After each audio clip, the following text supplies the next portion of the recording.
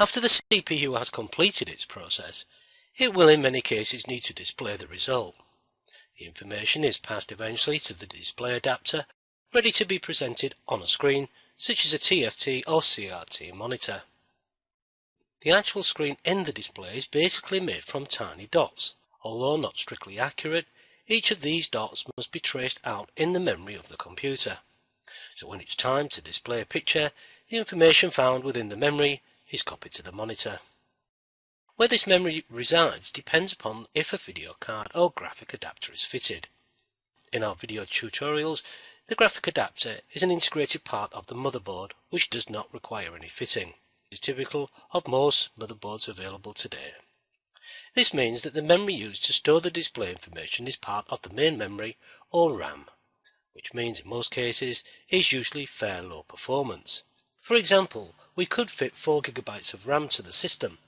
The video card could be set to use 512 MB, only leaving around 3.5 GB available for the system. In addition, the process of the information that will be displayed will be handled by the main CPU. This will also cause an overall reduction in the computer's performance. So if we were designing a video card, which components should we use? Well, the first thing is we can create separate memory using SD-RAM. The main benefits of SD-RAM is it is faster than normal RAM. In our example, we have used 8 2 MB SD-RAM, giving a total of 16 MB. Next is we could free up the CPU by adding a CPU to the new video card, although they tend to be called GPU or Graphic Processing Unit. Because it will also be working in the same manner of a CPU, we shall have to dissipate the heat generated by it, so a heatsink will be added. As it will be plugged into the motherboard, it will need some sort of connector. In our example, it will be AGP. Of course, it will have to have an output that can be connected to a monitor, so a 15-pin VGA video output will be included. Now we add the rest of the circuitry. This is the 3DFX Video 3 video card. It should be noted that it is over 10 years old and no longer able to keep pace with the video demands that the present day applications require. In our next example, we have shown the MSI HD7990 video adapter. Let's compare the specifications with the Voodoo 3 we saw earlier. The Voodoo had 16 MB of total memory.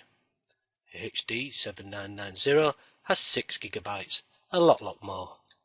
The clock speed of the Voodoo was 166 MHz, which was considered at one time to be fast.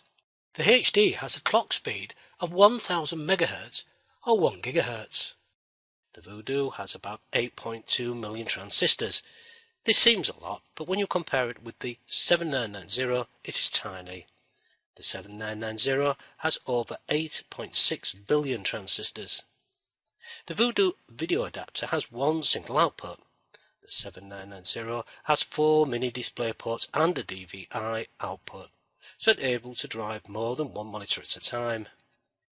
It connects to a PCI Express slot found on the motherboard. The Voodoo plugged into the now defunct AGP port.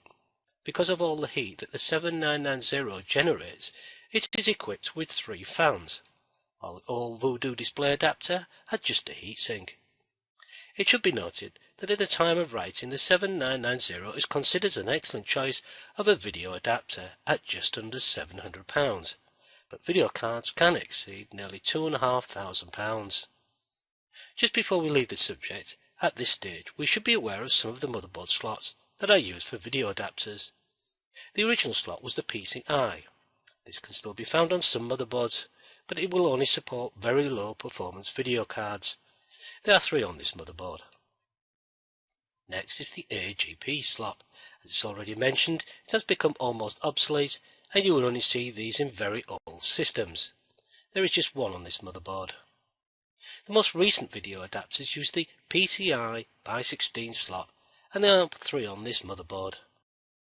The output from the video adapter, as shown in the Voodoo adapter, is the VGA or Video Graphics Array.